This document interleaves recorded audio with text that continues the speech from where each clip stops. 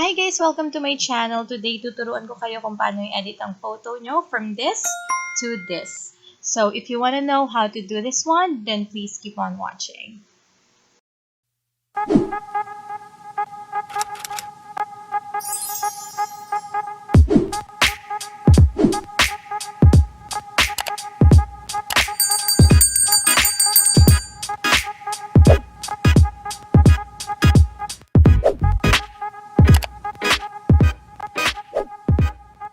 Okay guys, as you can see, this is the photo of my dog that I edited previously. Ito pa rin naman yung i-edit natin, but on a different style.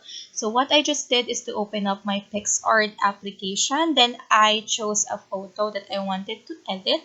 Then after that, I clicked Effects para malagyan na ng filter to. And as you can see, under Magic yung mga gusto kong filter. And this filters wouldn't work without an internet or mobile data. So you have to make sure that you're connected via Wi-Fi or mobile data. So pumipili lang ako ng gusto kong effects. And if in case na medyo na-OA ako sa kanya or I think sobra, I will just adjust it by using the fade button. You can use that as well. Then I'm satisfied with that, I will just click check. And as you can see, dalawang patong ng effects yung ginawa ko dito. You can do that as well. You can do 2 or more. It depends on you. Then after that, I will look for the cutout button. I'll click that.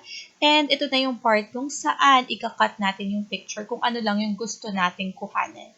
In this case, ang gusto ko lang is yung face ng dog ko and yung dibdib. I don't want the background as well as yung paat kamay niya.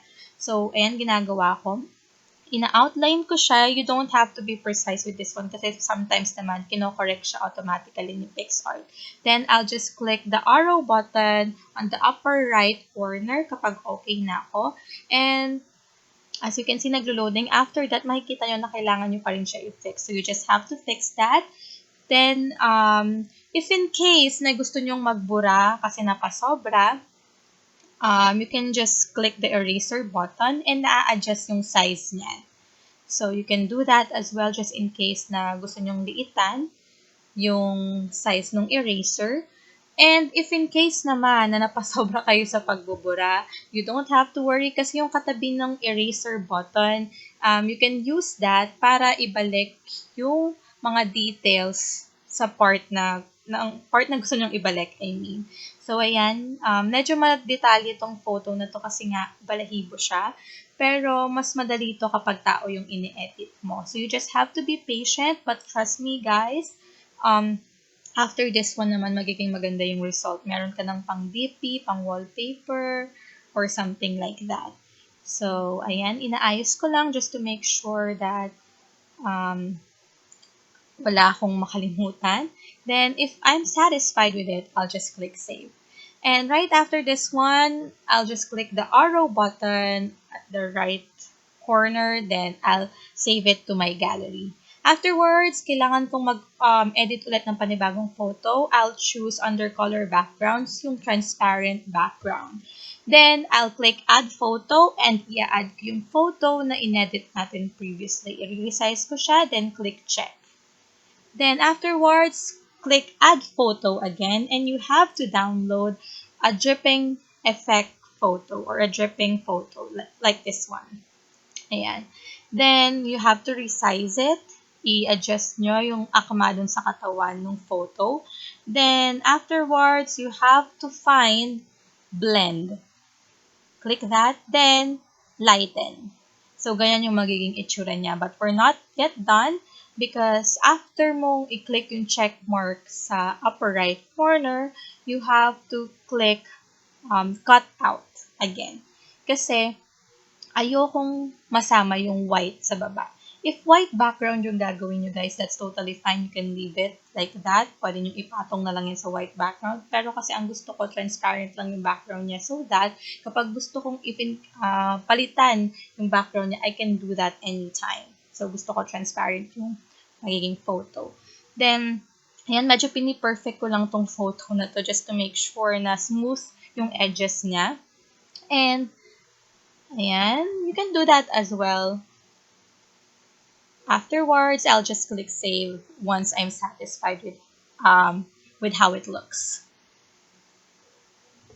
Alright, so we have to click the arrow button at the upper right corner again. Then we have to save it to our gallery.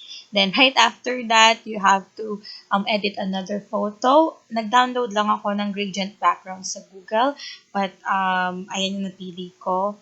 Or kahit anong gusto nyong background, that's totally fine. Then, I'll click sticker kasi gusto kong maglagay ng effect na parang may paint splatter. So, what I did, clinic ko yung sticker, nag-manually search ako ng word na paint splatter, and maglalabas naman sila ng mga suggestions nila dun. Or iba't ibang klase ng paint splatter, you just have to choose. So, right after placing that paint splatter, nag-add photo ako. Ang in-add kong photo is yung photo na inedit ko a while ago. Then as you can see there, kapag hindi pa rin kayo satisfied sa edges ng photo nyo, may kailangan pa kayong i-cut, you can do that.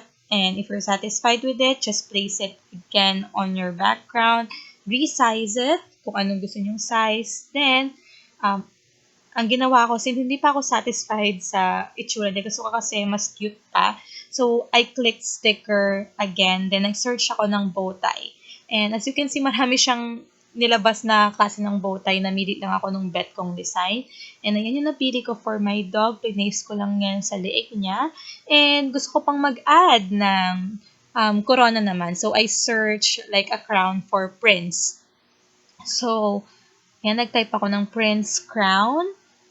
And kapag sinearch mo yan, maraming lalabas na crown. So, you just have to choose. Kapag nakapili na kayo, just click it. And if you're not satisfied with it, you can just remove that and look for another one. Katulad ng ginawa ko. So, ayan. Then, I'll place it again. Nire-resize ko lang para sakto sa ulo niya. And, voila. So, if I'm satisfied with that, just click check. Then, ito na siya. So, I'll just save it to my gallery. And after saving it, of course, gagawin ko tong wallpaper. So, yun na yung ginagawa ko ngayon. But thank you so much, guys, for watching. If you're able to do it, don't forget to tag me on my social media accounts.